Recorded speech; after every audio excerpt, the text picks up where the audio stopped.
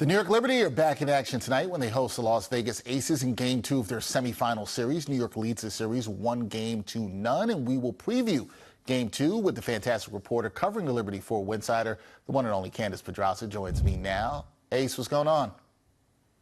Not much. How are you doing? I'm doing good. Liberty fans, they're feeling good after the team won Game 1, 87-77 on Sunday. However, the back-to-back defending champions, they're prideful. And the last time they found themselves trailing in a postseason series, Ace, it was 1-0. That was in 2022 to the Seattle Storm. But the Aces, they then won 3 straight games to advance to the WNBA Finals. What are you expecting from Las Vegas in terms of their response in Game 2?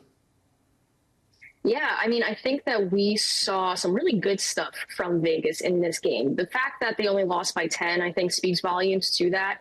A lot of it has to do with just missing open shots.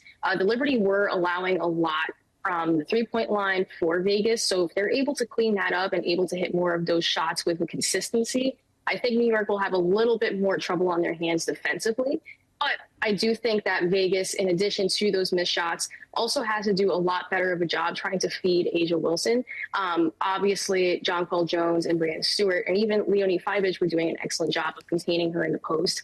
But they need to really work through their best player and their engine in A'ja Wilson if they are going to try and take a road game in this series. Yeah, the MVP has been the engine for the Aces all season long. You would expect her to have a strong bounce-back performance here in Game 2. But when you look at the Liberty, they are now 4-0, if you include the playoffs and the regular season, against the Aces in 2024. And part of the reason they've looked differently this year is due to the depth of their roster. However, with Leonie Fibich in the starting lineup this postseason, we've also seen a bigger and longer Liberty squad. So how is the Liberty's length with Fibich causing problems for Las Vegas?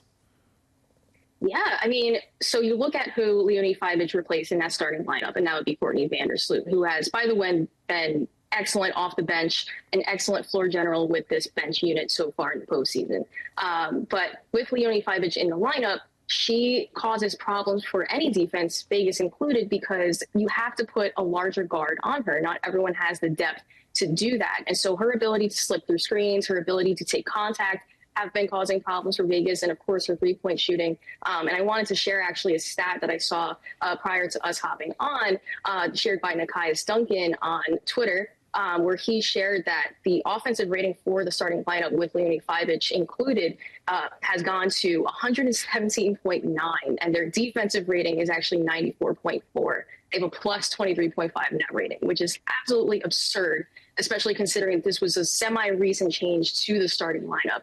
And so the fact that Leonie Fibich is causing that much of an issue for not just Vegas, but probably for any team that they face this postseason, if they were to advance, is such a huge advantage for New York. And the fact that their depth now includes such a veteran and a championship caliber guard in Courtney Vandersloot is just, extra topping on top of what's already working so well for them. Yeah, it has been amazing to see what Fibich has done since she's been in the starting lineup. It's been really impressive. It's only a 3-game sample this far in the playoffs, but what do you say, plus 23.5 overall net rating? That's very impressive right there. Last thing for me, Ace, what are the keys to the Liberty winning Game 2 and taking a commanding 2-0 lead in this best-of-5 series?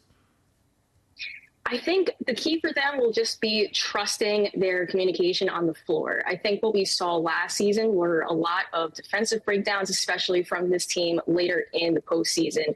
Jonquel Jones felt like the only player who was really able to get stops or just make anything happen on the floor, whereas this team, I feel like the communication is just so much better with them. Their switching is fantastic. You have Sabrina Ionescu even getting involved in a lot of these screens and switches, and that's leading to a lot of open shots as well as leading to a lot less open shots for Vegas' guards in Jackie Young and Kelsey Plum. And so I think the key for them will just be maintaining that communication, but especially when guarding Kelsey Plum, because we saw her going off and getting into a rhythm in Game 1. So if they're able to contain her and Jackie Young, I think they have a really good shot at being able to head to Vegas 2-0. All right, got to contain those guards there of the Aces, and we'll see if the Liberty can head to Sin City up 2-0 in this best-of-5 semifinal series. That is Candace Pedraza. She does a great job covering the Liberty for Winsidr. Check out her work. Ace, always a pleasure to talk to you. We'll talk soon. Yep, absolutely.